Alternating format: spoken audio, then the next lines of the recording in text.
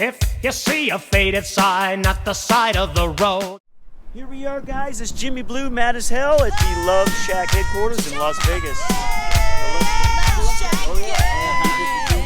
So, your name again, sir? Sam. Rogers, this is Sam's sign. This is what he uses on a regular basis. Well, this is a new one, brand new. I hacked the. Oh, it's brand new. So brand new. I just found this book. I hacked the Bible and found the map to heaven. Go to YouTube. Oh, it's cool. True. It's true, man. Is it called All Things? All Things Added. All Things Added. So that's a YouTube channel. Yep. All these things added. Yep. James Allen. It will tell you how to make the trek to heaven. It ain't easy. That's why they say it's a narrow path. Yes, it is. It's about self-sacrifice and renunciation. And, well, again, tell intense. us your full name and who you are. My name is Samuel Rogers. I'm from Portland, Oregon. I moved to Goldendale, Washington, where my family is now. They are 100% off-grid, great people. I was born again there, but I was born again here. And I love Vegas. It's been a challenge, but I'm here to stay. And I'm going to tell you guys about this until you hear it.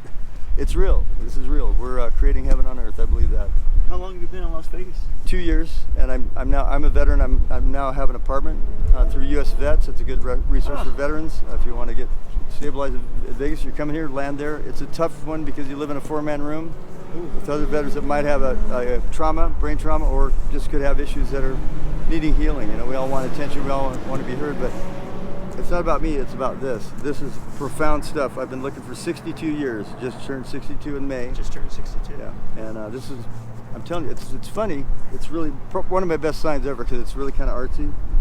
But it's almost like my hand didn't create it. It's like something, you know. It's like so it came from a higher power. I think they're here. I think our angels are among us, and I think it'd be well to follow Shakespeare and treat people with dignity and you know, kindness, because you might have an angel. You might be entertaining an angel unaware. You have no idea who's in front of you, right? Who are you talking to? I have no clue, but we just met, and this is awesome. I think it's a great service you're providing. So, my congratulations. It's not for me; it's for you, man. Well, there you go. So what about your brothers and sisters? My two brothers they both believe that they were sick. They were diagnosed. My brother Ed is schizophrenic. He took too many hits of acid back in the day, and he ended up in the Cuckoo's Nest, where the one flew of the Cuckoo's Nest. The film was written by Ken Kesey. He spent 9 years there as a ward of the state. Wow. And he is the place where they filmed the Cuckoo's Nest. Yes, that's where he was. Salem State Hospital. That's where they filmed the Cuckoo's Nest. Okay. One of the Merry Pranksters, you know, the Oregon Country Fair. That's, you know, my neck of the woods. Now, my friend here, she knows about this stuff too. That's how we met, and then started talking. She goes, "Oh wow," and you know, she gave me. So is that brother still alive? I'm sure they are. My older brother Kerry may not. He was consumed by bitterness and anger, you know, for the past. Did you want to say I love you or say? Yeah, I love you guys. You know I do. And Ed, you changed your number on me, man. I'd be calling you right now. Ed, get the new phone number. Come on, Rogers. man. Yeah, he's Ed Rogers. He's at Section 8 housing now on 125th and Division. I think he's still there. I have 2 nieces as well. Here in Vegas? No, they're in Portland, Oregon. Portland. Yeah, they are. But I'd like to say a shout out to them. I love you guys. And Mike and Elaine Cortrell in Goldendale, Washington, the gateway to the sportsman, woman's, or man's paradise. They're there. It's where I was born again. You know, How about mom and dad? Mom and dad are passed. My father was Hungarian. Found out when I was 30. It's a long story. I'm related to Dracula, so it's really? funny. It's Dracula. funny. Yeah, absolutely. Dracula. Yeah, Dracula. Yeah. So watch out. I might bite you. You might like it though. No. So anyway, I'll go on and on. I'm diagnosed bipolar. I don't believe it's an illness though. I think certain energies, certain people want to sell their pharmaceutical drugs. That's one thing. That's one theory. I think it's true. That's not a theory. That's true. Pharmaceutical companies want to sell you their drugs. Okay, well, don't believe you're sick, people. There's something called the Way Showers Manifesto that I found on YouTube. It tells you what's wrong with you is actually what's right with you. Yeah, if you believe you're broken, then you'll be broken. It's been a challenge to deal with the gift that I received when I had 3 people die: my mother, my friend, and my therapist of 10 years who studied under Alan Watts. I found at the end. He studied under Alan Watts in Berkeley. This guy was awesome. He's like my father, mentor. That happened. I saw the second plane hit the building on 9/11, and my marriage was on the rocks. And I just went sideways. I started feeling really good, though. It wasn't bad. I wasn't running naked through the streets or anything, but something compelled me, and I ended up here.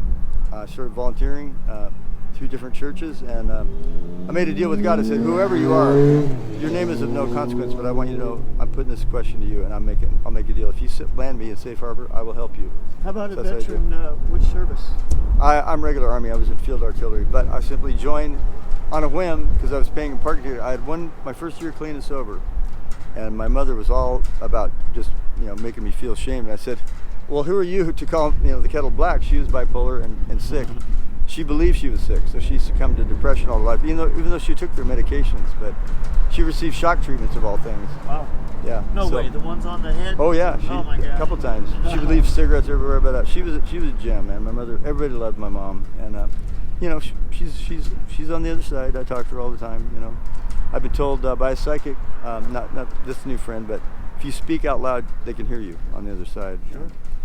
I believe that. So I'm comforted by their visits from time to time. She was in my apartment one night. I passed out on the floor. I was so tired, you know, from trying to do the work. But so how long have you been in your new place now? Going on a month. I'm at the Radcliffe. Like it? So 4 guys in the It's a room. Radcliffe. Any single ladies out there? No, I'm kidding. No, friends were friends, you know. But So a room U.S. with vets. 4 guys. U.S. vets. No, I'm in my own room now. I have my own apartment. They will place you either in HUD-VASH or Section 8 if you have Social Security. They'll place you and you pay a third of your income. It's a pretty good deal. I don't have Social Security yet. I could apply.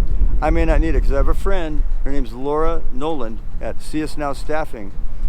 You can Google that, and she puts people to work. They evaluate you for your job skill and your gifts. Cool. Your gifts as well as your job skills. You know what? So I'm going to take those little pieces that you give me, and I'm going to make a special episode on how to contact people that'll help you for veterans. Sweet. Yeah. That's important because I get the most info from other veterans. You know, the VA is they're kind of stuck in their system.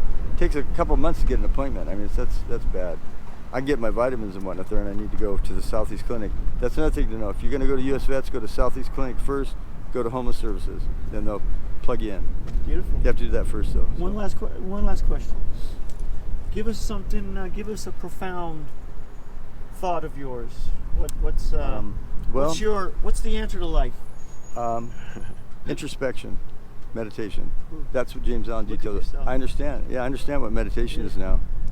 Because it says, James Allen says, one who does not find meditation will not be emancipated or ever find enlightenment. You have to find meditation what it is.